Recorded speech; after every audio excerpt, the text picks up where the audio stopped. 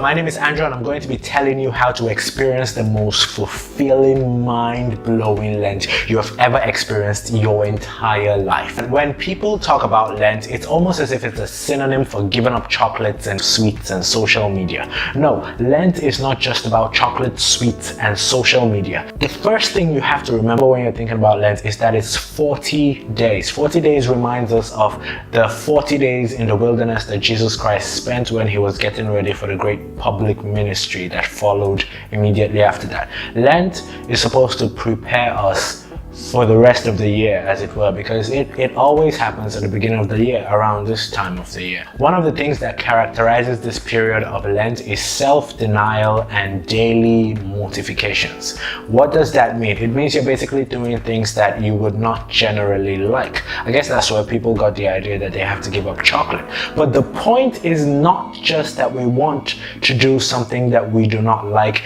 It's about what the result is going to be after we give up things that we like. Before you choose something to give up, it's very important that you ask yourself one crucial question. How is giving up this thing going to bring me closer to Christ? Is it actually going to make me have a closer relationship with Christ? And one other thing you want to think about is, what is the significance, what is the impact that this thing is going to make after Lent? Is it going to become my new habit, or am I just going to pick up where I stopped before Lent? So these are also things that you want to consider. So whenever you want to give up something for Lent, make sure that you're giving up something that was taking time away from you so that you didn't have time to pray, read the scriptures, or things like that. So aside giving up something that you really love so that you can pray and read the scriptures and meditate and fast and repent during this period of Lent, another thing that you can actually do is to pick up something for Lent. So you don't just give up something for Lent, you can also pick up something for Lent.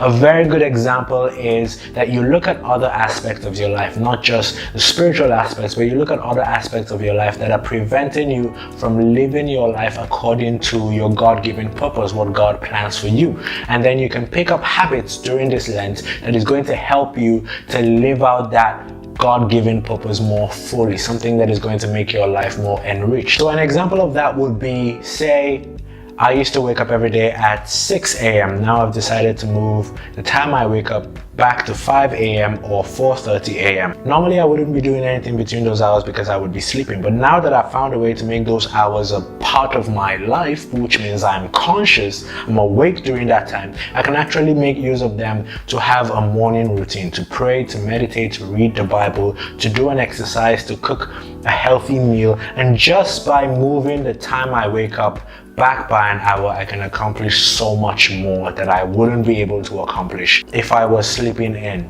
So you could pick up the habit of waking up early, or you could pick up a habit of doing an exercise every single day. So if you told yourself that you're going to do one exercise every single day for the entire period of Lent, by the end of Lent you would have done the same exercise 40 times. You would have consistently done exercise every day for 40 days. That is a huge accomplishment. If you're a fan of psychology, you know by now that 1,000,001 articles have said you need 21 days to form a habit. Now imagine when you do the same thing for 40 days. It becomes a habit. So by the end of Lent, you have a new lifestyle. The point of this 40 days thing is for you to have a new lifestyle, not just to have something that you can say, oh, you did that for Lent and it was amazing. Can you believe that I gave up chocolate for an entire 40 days and I didn't eat chocolate? Amazing. I don't even know how I did it. It was the grace of God. And then your entire spirituality is gone. You have no spirituality after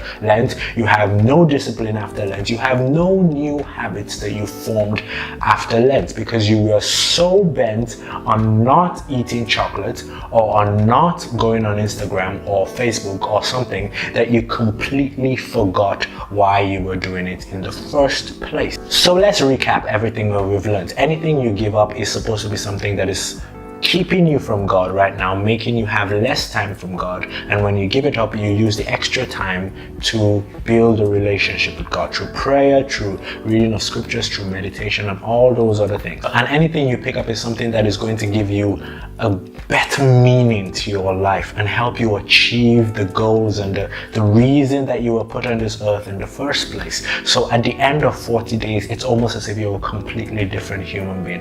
And then the next Lent you improve, and then the next Lent you improve. And so when you go through a series of all this progressive change during the seasons of the church, you find out that in general your spirituality is increasing, your physical lifestyle is getting better and better, and all around you just improving. That is the meaning of Lent. That is what we're supposed to get out of Lent. So it's not just eat chocolate at the beginning of Lent and then at the end of Lent you're eating chocolate again, and spirituality gone, discipline gone, everything gone. And it's almost like Lent was just that period when you served with valor and you won the war or something. No, it's supposed to be a continuous lifestyle throughout. So if you like this video, give it a big thumbs up, share it with your friends on Facebook, just send it to a bunch of people. Go down in the comments below, tell me what you're going to be giving up for Lent and what you're going to be picking up for Lent, and everybody in the entire Youth Dive community is going to hold you accountable, and so you have to live up to expectation.